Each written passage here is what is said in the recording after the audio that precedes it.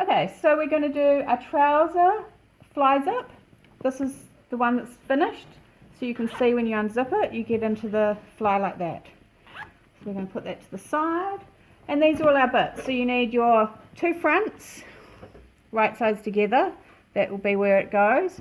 You need your fly facing and your fly cover. So the first thing we're going to do is we're going to sew across the fly cover. So just one end, right sides together, 6mm, and just sew across.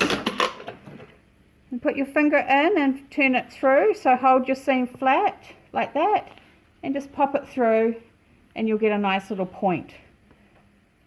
And then we're going to just sew down here, making sure the end is rolled really on the edge, so we're not having it one way, one side. It's all going to sit nice, and we're just going to catch that seam. Then we'll overlock it. So we're going to overlock our pieces now. We're going to go around the fronts, around the fly facing, and right down the fly cover. So here we go. Right side facing up.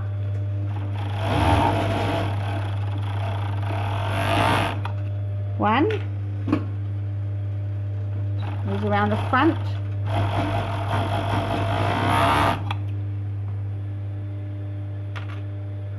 Because the fly cover, I want to turn it over. I want to start at the bottom and come up. That means the overlocker, the good side of the overlocker will be showing.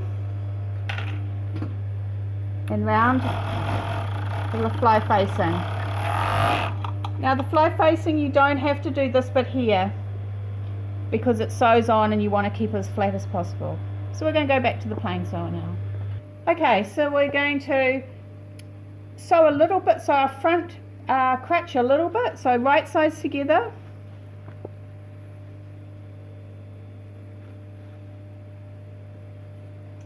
And this is our zip. So I'm going to just measure, leaving a centimetre at the top, a good centimetre, and I'm just going to start from just under the end. It's a centimetre. I'm not going to sew right to the end. I'm just going to sew around here and stop, because the side seams are better to do individually and then do the rest of the crutch. Open it out. Get our fly facing, right side together. This is a woman's fly, so we do it on this side. And then we're just going to do about an 8mm seam. And it's going to come down just to the inside of that one there.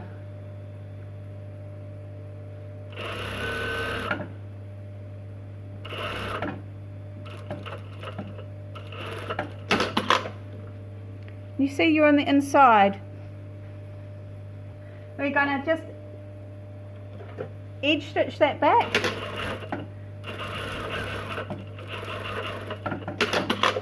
That makes that sit nice and flat when it's finished. Now we'll get the fly cover, put our zip on, and just stitch down on the edge. You're just going to catch it to there. I'm going to snip off my end of my tail, and I'm going to fold that over and just tack it. Keeps it nice and tidy later. So now we're going to go back to our front, and we're going to sew this side onto here. So we just roll that over. Now I don't change my zip foot to a zip foot. I've learnt not to because it's too much time, but you can put your zip foot on if you want. You start down at the bottom and you just come up. Just watch that end there, that you don't hit it. Open your zip at the end and just make sure you don't hit that top bit of the zip. As you see, I'm actually inside, so you see when I roll it over, see you can't see your zip, see it's all tucked in? So that's the key. If you stay on the inside of the seam, you'll get a really nice finish when you've finished your fly, and your zip will be tucked in there. Okay, now we're going to stitch these two together. So we're going to light or flat. Snip that off. Make sure you're just over your seam here, see? So that seam's going to cover your seam. You're going to hold that and flick that back so you know that's all sitting. And see, you can pick up your zip and hold your zip onto that bit there. See that? And you'll turn it, flick it over, and you're going to stitch. Just going to make sure that's high enough. Now it's all sitting flat. I can feel it's all sitting flat there.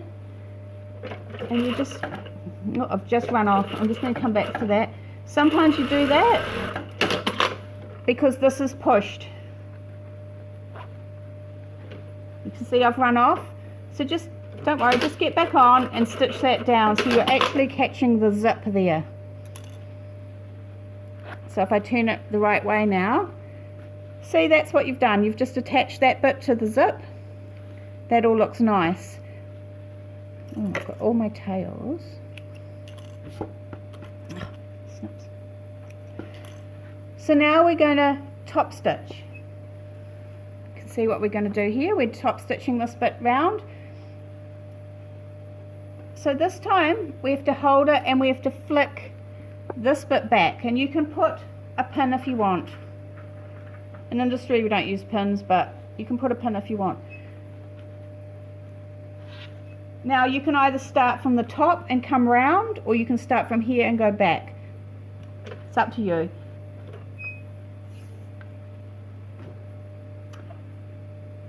It's about, say, 1.5 inches.